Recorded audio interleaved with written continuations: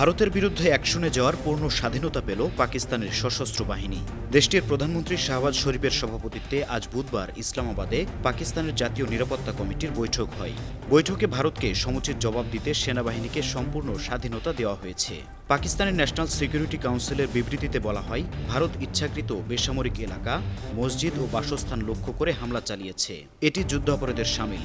এমন আঞ্চলিক উত্তেজনা বাড়ানোর দায় সম্পূর্ণ ভারতের।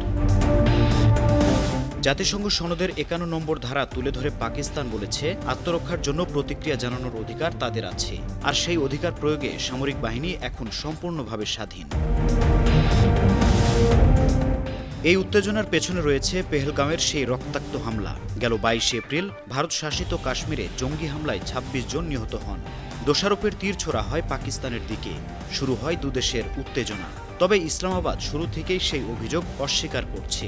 এই ধারাবাহিকতায় ৬ মে মধ্যরাতে ভারত পাকিস্তানে হামলা চালায়। ভারতের দাবি, অপারেশন সিঁদুর নামে এই হামলার টার্গেট ছিল পাকিস্তানের ভেতরের বেশ কয়েকটি জঙ্গি ঘাঁটি। পাকিস্তান বলছে, ভারতের হামলায় নিহত হয়েছেন ২৬ জন, আহত হয়েছেন ৪৬ জন। জবাবে রাতে নিয়ন্ত্রণ রেখার ওপারে হামলা করে পাকিস্তান। দিল্লি বলছে, পাকিস্তানের এ হামলায় ১০ জন নিহত ও ৩২ জন আহত হয়েছেন। পাকিস্তান আরও বলেছে, তারা ভারতের ৫টি যুদ্ধবিমান ভূপাতিত করেছে। যুদ্ধবিমানগুলোকে পাকিস্তানের আকাশ সীমায় ঢুকতে দেওয়া হয়নি। আন্তর্জাতিক ডেস্ক, ৫২ টিভি।